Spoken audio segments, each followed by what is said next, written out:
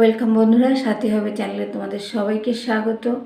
আজকের গল্পটা হলো, আমরা যেমন কথায় কথায় বলি না, ঈশ্বর যা করেন মঙ্গলের জন্য করেন। অবশ্যই ঈশ্বর মঙ্গলের জন্য করেন। হ্যাঁ, কিছু কিছু সময় আমরা ভীষণভাবে আপসেট হয়ে পড়ি, কারণ হচ্ছে বিশ্বাসটা হারিয়ে ফেলি। কিন্তু 10 বছর, 5 বছর, 7 বছর, 3 বছর, 2 বছর যাই হোক, পরে গিয়ে দেখা যায় যেটা হয়েছিল সেটা সত্যি আমাদের ভালোর জন্য হয়েছিল। আমরা সেই মুহূর্তে বুঝি না, কারণ আমরা মানুষ তো, ভগবান তো নই। ভগবান জানেন তিনি কি করছেন আর কেন করছেন। আজকে তার উপরে এই গল্পটা। একটা মা হঠাৎ করে মারা যান। তো যমদূত ছিল, সে আনতে গিয়েছে। আনতে গিয়ে দেখে যে তার মৃতদেহর পাশে তার তিনটে বাচ্চা প্রচণ্ডভাবে কান্নাকাটি করছে, এবং তাদের পিতা, সে কিন্তু নেই জীবিত, সে তার আগেই মারা গেছে। মা ছিল, তিনিও মারা গেলেন। খুব ছোট্ট ছোট্ট তিনটে বাচ্চা। যমদূত ভাবলেন, আমি কি করব, কি করে নিয়ে যাই? তো ফিরে যাই, যমরাজকে গিয়ে বলবো, অনুরোধ করব যেন তাদের মাকে, মানে মায়ের আত্মাকে উনি ফেরত পাঠিয়ে দেন, না হলে বাচ্চাগুলো অনাথ হয়ে যাবে। কোথায় যাবে, কে দেখবে? উনি এই ভেবে যমরাজ্যে চলে গেলেন। যমরাজ্যে যাওয়ার পরে যমরাজের সামনে যখন গেলেন, যমরাজ বলল, কোথায় আত্মা এনেছ? তো বলছে, না প্রভু, আত্মা আমি আনতে পারিনি। যমরাজ তো, তিনি তো সব দেখছেন, সব জানেন, সব বুঝতেও পারছেন। তো বলছে, কেন আনুনি? তো বলছে, প্রভু এরকম এরকম ব্যাপার, বাচ্চাটা বাবা নেই, মাও মারা গেল, তিনটে বাচ্চা কোথায় থাকবে, কার কাছে থাকবে, তাদের কে খাওয়াবে, কে দেখবে, কে তাদের মানুষ করবে? কেউ নেই ওদের তিনকুলে, তাই আমি আনতে পারিনি। প্রভু আপনি ওনার আত্মাটা ফেরত দিন। যমরাজ তো একদম তেলে বেগুনে জ্বলে উঠল। সে প্রচণ্ড রেগে গেল। রেগে গিয়ে সে ওই যমদূতকে বলল, তুমি আজকে এই মুহূর্তে তুমি পৃথিবী লোকে চলে যাও, ওখানে তুমি থাকবে। তখন যমদূত বলছে যে, মহারাজ আমি যদি ওখানে চলে যাই, ওখানে থাকি, তাহলে কি আমি এখানে ফিরবো না? বলছে, হ্যাঁ ফিরবে। যখন তোমার নিজের কাজের উপর তুমি নিজে হাসবে, ঠিক 3 বার, তখনই তুমি ফেরত আসতে পারবে। কি আর করা, যমরাজ বলেছে, যমদূতকে আসতেই হবে। যমদূত ঠিক যেখানে মানে বাচ্চাটা মারা গেছিল, ওখানেই এসে উপস্থিত। এসেছে ছেঁড়া ফাটা কাপড় চোপড়, গায়ে নোংরা, এইভাবে রাস্তার ধারে পড়ে আছে পাগলের মতন। ঠিক সেদিন, তখন ওই মুহূর্তে এক ভদ্রলোক ওখান থেকে যাচ্ছিলেন। সে যাচ্ছিলেন পুজোর জামা কাপড় কেনাকাটা করার জন্য। কিন্তু যেতে যেতে তার চোখে পড়ল পাগলের মতন এক ব্যক্তি শুয়ে আছে, খুব অসহায় অবস্থা, এত ঠান্ডা, মানে সহ্য করা যাচ্ছে না। আর উনি একদম ছেঁড়া ফাটা জামা কাপড় পরে বসে আছে। কি করা যায়? কিন্তু উনি বা কী করবেন? উনি তো খুব গরিব, কোনো রকম দিন আনে দিন খায়। সারা বছর টাকা জমিয়ে সংসার চালিয়ে যেটুকু সঞ্চয় করেছিল, সেই টাকাটা নিয়ে সে হাটে যাচ্ছিল তার বাচ্চাদের জন্য জামা কাপড় কেনার জন্য। কিন্তু সে ওই অসহায় অবস্থায় ওই ভদ্রলোককে দেখার পরে সে চিন্তা করলো, আমি বাচ্চাদের জামা কাপড় পরে কিনবো, পরের বছর কিনবো। বকা খাই গিন্নির কাছে, আর তিনি চিল্লাচিল্লি করুক, যা করে করুক, আমি আগে এনাকে একটু জামা কাপড় দিই। তখন জামা কাপড় এনে সেই যমদূতকে জামা কাপড় পরিয়ে একটা শাল দিয়ে তার গায়ে বললো, দাদা আপনি কোথায় থাকেন? আপনাকে এখানে নতুন দেখছি। বলছে, আমি এখানে নতুনই এসেছি, আমার কেউ নেই, আমি একদম একা, আমার থাকারও জায়গা নেই, কি খাবো কি করব তাও জানি না। ভদ্রলোক তখন বলছে যে, কি হবে, কি করব না, কীভাবে রাস্তায় ফেলে যাব, কেউ তো নেই, উনি কি খাবে? আবার একবার ভাবছে, আমারই তো সংসার চলে না, বাচ্চা কাচ্চা নিয়ে। তা আমি আর একটা লোক নিয়ে গেলে কি করব। নানান কিছু ভাবতে ভাবতে তখন ভাবলো যে না, আমার বাড়িতেই ওনাকে নিয়ে যাব। তখন উনি বললো, আপনি আমার সঙ্গে আমার বাড়িতে চলুন, ওখানে আপনি থাকবেন, আর আমার গিন্নি যত চিল্লাচিল্লি করবে কিছু মনে করবেন না, দেখবেন ঠান্ডা হয়ে যাবে পরে। তো বলতে যমরাজ, যমদূত সেই মানবের সঙ্গে চলতে থাকলো পথ। চলতে চলতে তার বাড়ি চলে গেল। যথারীতি যেরকম হয় প্রতিটা সংসারে, গিন্নি তো দেখা মাত্র একদম রেগে গিয়ে অনেক কিছু বলতে থাকলো, কেন তার বাচ্চাদের গায়ে গরম জামা নেই, সে রাস্তার একটা লোকের গায়ে গরম জামা দিয়ে তাকে বাড়ি নিয়ে এসছে বলে চিল্লাচ্ছে। যমদূত ভাবছে যে যাদের খাওয়া জুটছে না, যাদের নিজেদের এত অসহায় অবস্থা, তারা চিল্লাচিল্লি করছে করুক, তারা তো জানেও না যে আজকের পর থেকে তাদের আর অভাব থাকবে না। তখন যমদূত কি আর করবে, চুপচাপ শুনলো, শুনে চুপচাপ এগুলো ভাবতে থাকলো।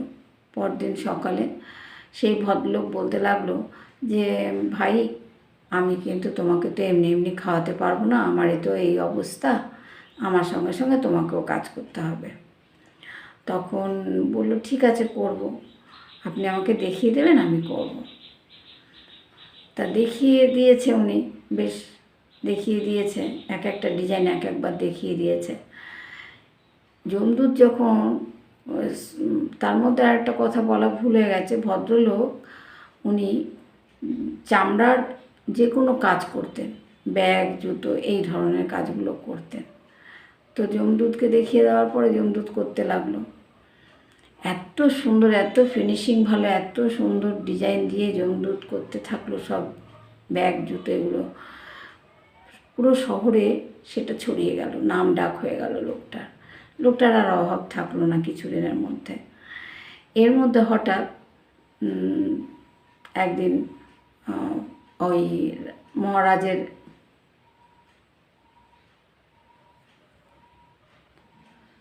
পেয়াদা এলো, এসে বললো এই সীমিত চামড়া আছে, এটা দিয়ে তোমাকে একটা জুতো বানিয়ে দিতে হবে, খুব সুন্দর, দেখো চটি বানিয়ে ফেলো না যেন। ওখানকার মহারাজের একটা রুলস ছিল যে মহারাজায় তার পায়ে চটি দেওয়া হতো, মৃত ব্যক্তির পায়ে, জীবিত ব্যক্তির পায়ে নয়। তাই জীবিত ব্যক্তির জন্য জুতোই বানাতে হবে। তো সীমিত চামড়া, খুব সুন্দর দেখে জুতো বানাতে হবে। যমদূত কী করলো, জুতো না বানিয়ে সেটাকে চপ্পল বানিয়ে ফেললো, চটি বানিয়ে ফেলার পরে তখন যে মণিপ সে তো দেখেছে চিৎকার চেঁচামেচি করছে, লাঠি তুলেছে রাগের মাথায়, জানে মহারাজ এখন জানতে পারলেই আমাদের দুজনের কারোরই গর্দান থাকবে না, লাঠি তুলেছে মারবে। এই মুহূর্তে সেই পেয়াদা দৌড়তে দৌড়তে চলে এসছে, এসে জিজ্ঞাসা করছে যে জুতো কি বানানো হয়ে গেছে, জুতো যদি বানানো না হয়ে থাকে তাহলে ওটাকে চটি বানিয়ে ফেলুন। তখন মনিপ জিজ্ঞেস করছে কেন, কি হলো? বলছে মহারাজ তো আর নেই, বেঁচে নেই, মারা গেছে। তো তখন তাড়াতাড়ি করে সেই জুতো বার করে দিল। জুতোটা বার করে দেওয়ার পরেই সেই যমদূত একা একা হাসতে লাগলো। ভদ্রলোক জিজ্ঞেস করছে কী হলো, তুমি হাসছো কেন? তা বলছে পরে বলবো, বলে রেখে দিয়েছে। বেশ কিছুদিন এইভাবে কাজ করতে করতে সে ভদ্রলোকের তো পয়সা কড়ির আর অভাব নেই, অভাব অনাটন কাকে বলে তিনি ভুলেই গেছেন। বেশ বহুদিন পরে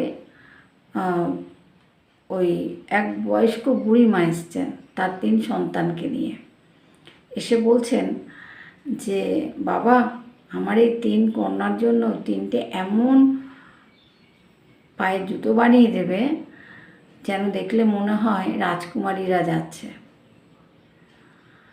তখন সেই কর্মচারী মানে যমদূত সে ভাবছে আমি যেন বাচ্চাগুলোকে কোথায় রেখেছি, সে মনে করতে পারছে না, চিন্তা করতে করতে তার মনে পড়লো, আরে আমি তো সেই বাচ্চা যার মা মারা যাওয়াতে আমি আত্মাটা না নিয়ে যাওয়াতে আজকে আমাকে এই শাস্তি ভোগ করতে হচ্ছে। তখন মনে পড়ে গেল, তখন উনি মনে পড়ে যেতেই বলছে আপনি কে হন? তখন বলছে আমি কেউ হই না, ওদের তো বাবা মা কেউ নেই, মারা গেছে, আমারও সন্তান হয়নি, তাই আমি ওদের তিনজনকে কোলে পিঠে বড় করেছি। এখন মনে করো ওরাই আমার সন্তান। তখন সেই যমদূত বলছে, যাক ভালোই হলো, বাচ্চা তিনটে একটা আস্তানা পেল। আর আমি চিন্তা করে মানে অসহায় হয়ে গেলাম ভাবতে ভাবতে, আজকে আমি কোথায়, বলে হাসছে খুব হো হো করে।